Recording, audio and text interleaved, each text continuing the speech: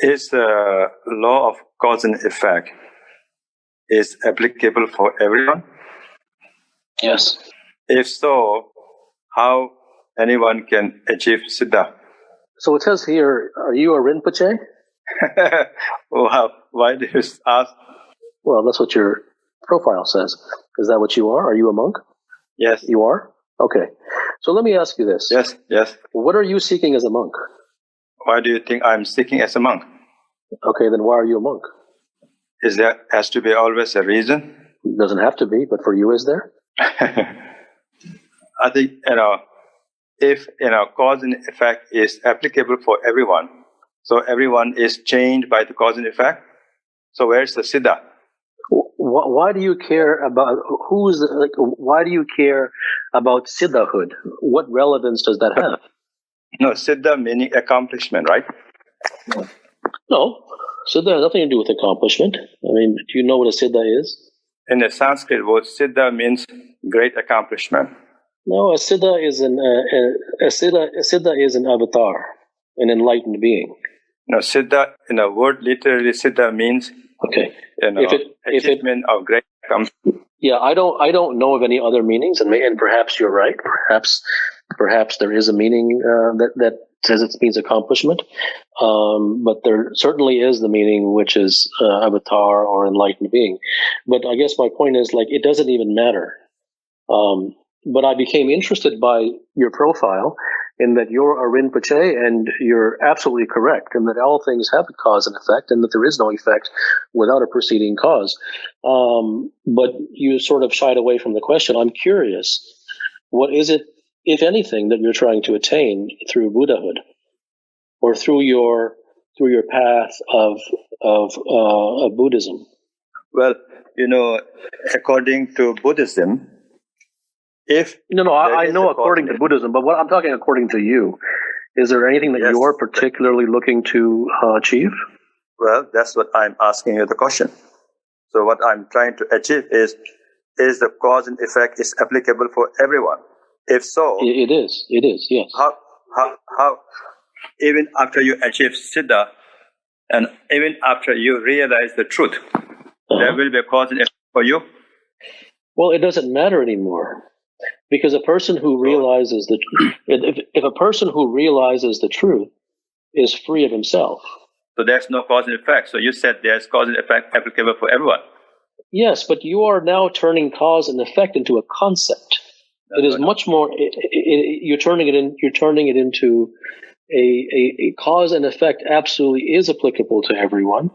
But when one speaks of a human that overcomes himself, then that human enters it into a different domain. Now, whether cause and effect applies to him, I don't know. That's very conceptual at that point. It doesn't really matter, because the last thing that he'd be worried about, a person who becomes truly free of themselves, is cause and effect. So it doesn't really matter. It's irrelevant. It's an intellectual and academic question. Okay.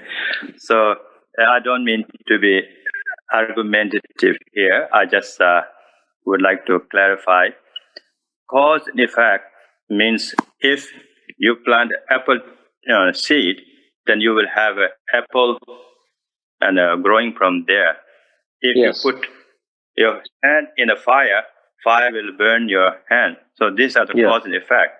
Yes. So if you pursue to attain enlightenment or Buddhahood, you want to call it, so then you reach the Buddhahood according to your belief, right? So no, that's not true. The person who seeks Buddhahood is wasting his time, because even Buddha didn't seek Buddhahood. Okay, why did Buddha then leave Buddha? You say the problem with Buddhism. And by the way, I have great respect for the Buddhist people. They're very peaceful people. But if we speak from the realm of truth, Buddhism has nothing at all to do with Siddhartha. It has to do with the image of the enlightened being. and it's totally irrelevant. Siddhartha did not have any interest in becoming a Buddha. Siddhartha's only interest was to put an end to samsara. His only interest was never again to return as a human being to this world of suffering. It wasn't to attain Buddhahood. So the ism, when you take Buddha and you attach an ism to it, it becomes false. And all of the chanting and the mantras and the incense and all that stuff, they're all rituals. They may have a significance and they may have a symbolic viewpoint, but they are just dancing around the Buddha. They are not Buddha themselves. Now, in your path, in your way of being, I am certain that there are those rare individuals who don't follow your rules, who don't dance to your tunes, who don't pray your prayers, who don't say your mantras, and who one day get up from the temple and say, to the hell with all of this, I'm going to go find freedom. And they do. And those are the real Buddhas. Well,